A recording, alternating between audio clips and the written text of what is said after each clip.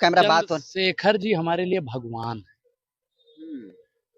भगवान है आपके लिए? बिल्कुल, क्योंकि हमारे रामचरितमानस में लिखा हुआ है, धीरज धर्म मित्र और नारी आपतकाल परखियो चारी। चंद्रशेखर जी जब सांसद नहीं थे तब से हम उनके समर्थन का तो विरोध करते हैं, लेकिन बीजेपी के नेताओं के साथ जाकर गलभैया करते हैं।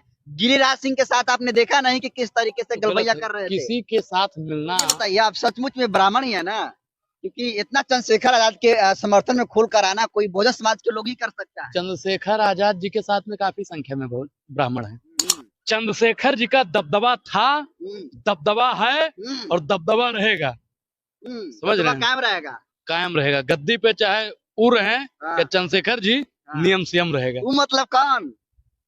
कोई भी रहे। गांधी बहुत काबिल पत्रकार है कि गद्दी पे चाहे मायावती जी रहे या चंद्रशेखर जी, उत्तर प्रदेश में नियम संयम रहेगा, क्योंकि बहुजनों का दबदबा था, दबदबा है और दबदबा सदैव बना। मुझे उम्मीद है कि दो लोग ही जब बड़की गद्दी पर बैठेगा तभी जाति प्रथा पर सवाल उठाएगा और जाति प्रथा को खत्म करने की बात करेगा। एक हमारी बहन जी, एक हमारे भाई। बहन जी को मैं मसीहा मानता हूँ। बाबा साहब ने संविधान बनाया और हमारे उत्तर प्रदेश में दलितों को आज बोलने का अधिकार किसी ने दिया तो बहन कुमारी मायावती।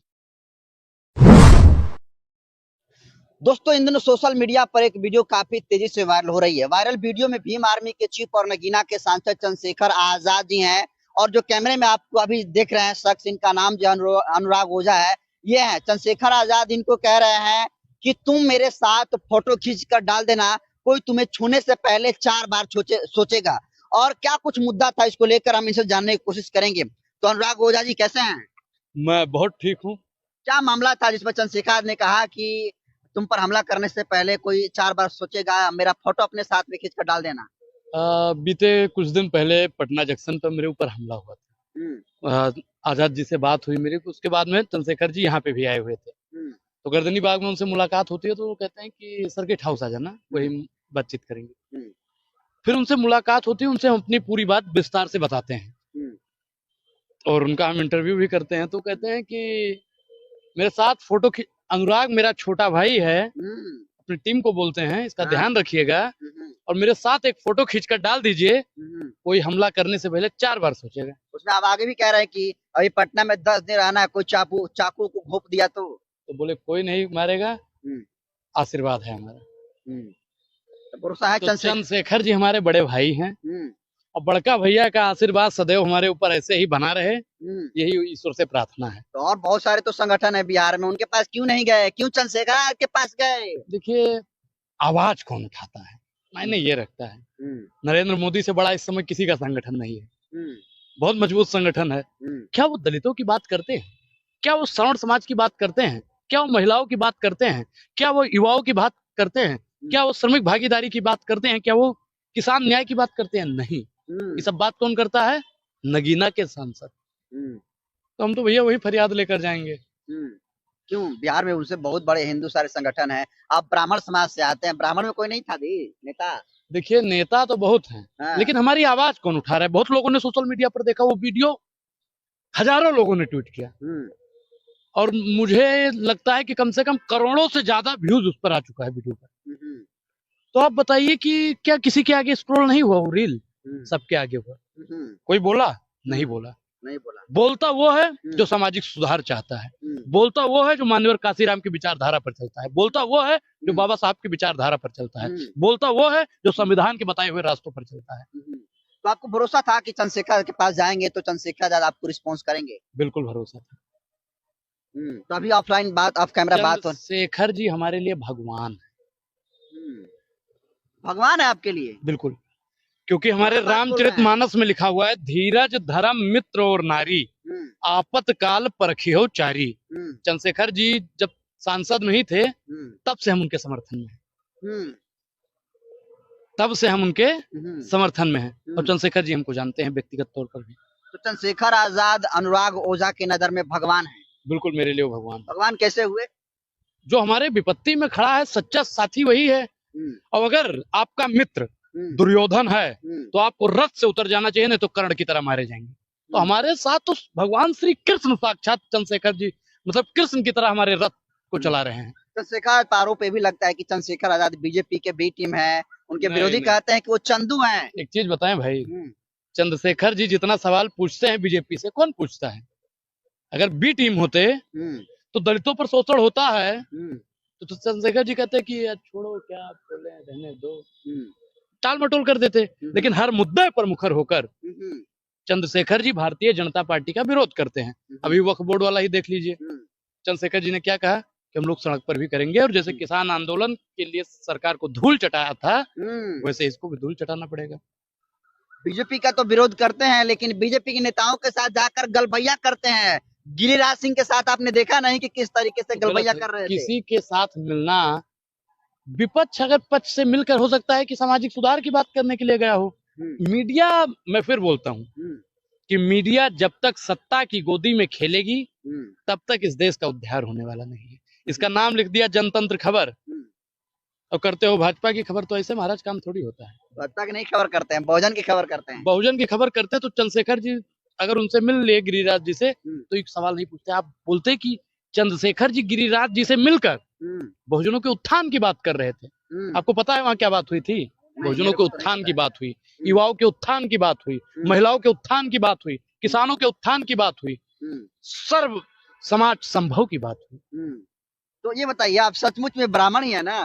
क्योंकि इतना चंद्रशेखर आजाद के समर्थन में खुल कर आना कोई बहुजन समाज के लोग ही कर सकता है। चंद्रशेखर आजाद जी के साथ में काफी संख्या में ब्राह्मण हैं, और ब्राह्मण किसी पार्टी का नहीं होता है। ब्राह्मण की जिससे विचारधारा मिलती है वो उसके साथ में। हमारी विचारधारा चंद्रशेखर जी के साथ में है, हमारी विचारधारा मान्यवर काशीराम जी के साथ में है, और जो मान्यवर काशीराम जी के, फूले जी के, पेरियार जी के विचारों पर चल रहा है उसको फॉलो कर रहे हैं। तो आने वाले समय में मुझे जिस दिन लगेगा कि चंद्रशेखर जी भाजपा माइंडेड है या भाजपा को सपोर्ट कर रहे हैं तो मैं कह दूंगा कि भैया आपका हमारा जितना गुजरा बेमिसाल गुजरा, अब हम आपकी विचारधारा पर नहीं चल पाएंगे। तो चंद्रशेखर ने कहा कि मेरे साथ फोटो खींच कर डाल दिए, तो डाले आप? हमला, भाई मैंने कईयों फोटो डाल रखा है चंद्रशेखर जी के साथ। उसके बाद हमला हुआ? हमला कौन तमूरा करेगा कोई? चंद्रशेखर जी का दबदबा था, दबदबा है और दबदबा रहेगा। समझ रहे हैं? कायम रहेगा, कायम रहेगा। गद्दी पे चाहे उर है या चंद्रशेखर जी, नियम संयम रहेगा। वो मतलब कौन? कोई भी रहे। गांधी बहुत काबिल पत्रकार है।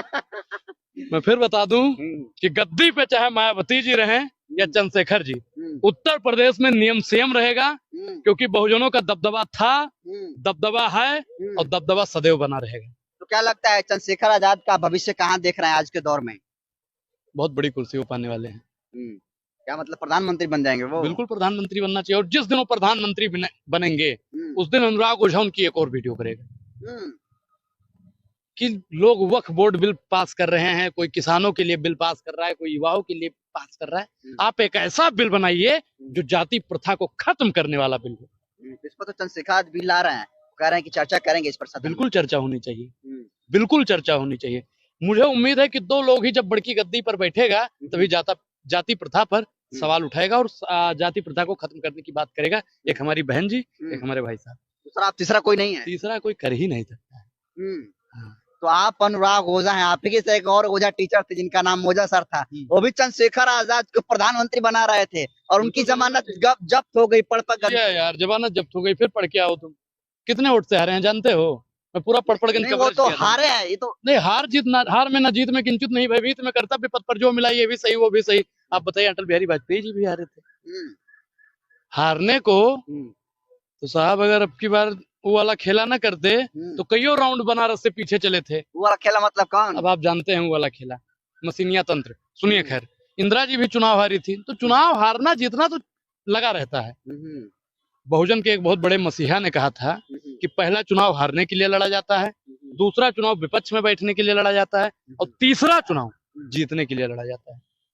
लेकिन चंद्रशेखर पर आरोप ये भी लगता है कि चंद्रशेखर आजाद को लंच किया गया है बहुजन समाज पार्टी को कमजोर करने के लिए। मैं तो कह रहा हूँ कि बहन जी और चंद्रशेखर जी को आप ही मिलवा दीजिए। मिलवा दीजिए ना भाई। चंद्रशेखर भी तो बहुत बार ट्राई कर चुके हैं, कॉल किए हैं।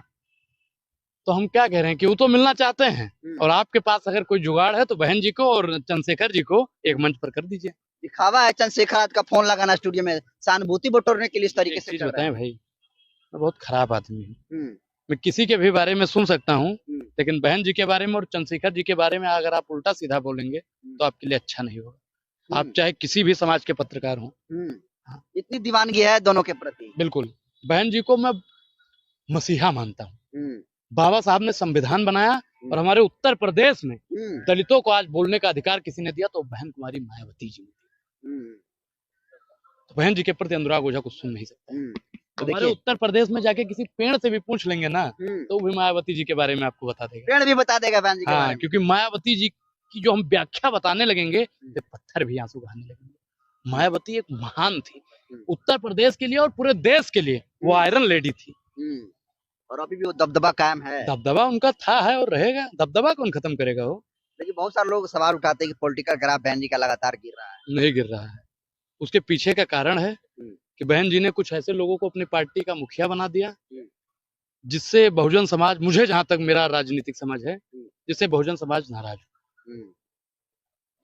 इसलिए बहन जी का ग्राफ थोड़ा बहुत गिरा। और मैं फिर उम्मीद करता हूं और अपने बहुजन साथियों से फिर अपील करना चाहता हूं कि अगर आपकी आवाज सिर्फ और सिर्फ कोई उठा सकता है तो वो बहुजन नेता है। कोई सतीश मिश्रा आपकी आवाज नहीं उठाएगा। आप भी उसी कुल में से आते हैं। पूरा देखे बढ़ाए हुए हैं आप। मुझे बाबा साहब का संविधान ये भी रखने का आजादी देता है, ये भी रखने का आजादी देता है, गले में माला पहनने का आजादी देता है, रामचरितमानस पढ़ने का आजादी देता है, गीता पढ़ने का आजादी देता है, कुरान पढ़ने का आजादी देता है, हदीस पढ़ने का आजादी देता है, बाइबल पढ़ने का आजादी देता है, गुरु ग्रंथ पढ़ने का आजादी देता है, जय श्री राम बोलने का आजादी देता है, अल्लाह अकबर बोलने का आजादी देता है, जय भीम बोलने का आजादी देता है। और ये सब जो बोलने की आजादी देता है उस संविधान को भी हम जय बोलने का काम करते हैं। क्योंकि ये रुतबा मुझे तेरे संविधान से मिला है, ये सम्मान भी मुझे तेरे संविधान से मिला है। औरों को जो मिला होगा वो उनके मुकद्दर से मिला होगा, ये मुकद्दर भी मुझे बाबा साहब के संविधान से मिला है। आप प्योर बहुजनवादी हैं एकदम। मैं समाजवाद की विचारधारा पर चलता हूँ, बहुजन नायक के विचारों पर चलता हूँ और सदैव चलता रहूंगा। जिस दिन मुझे लगेगा कि मैं बहुजनों के विचारों पर नहीं चल पा रहा हूँ उस दिन मैं अपने घर पर बैठ जाऊंगा। उसी दिन मैं आके एक प्रेस कॉन्फ्रेंस करूंगा कि आज के बाद मैं कभी सोशल मीडिया पर नहीं दिखूंगा। तो चलिए देखिए, अनुराग ओझा थे, तमाम मुद्दे पर बातचीत हुई। आप किसको कैसे देखते हैं कमेंट कर दीजिए। बहुत बहुत धन्यवाद।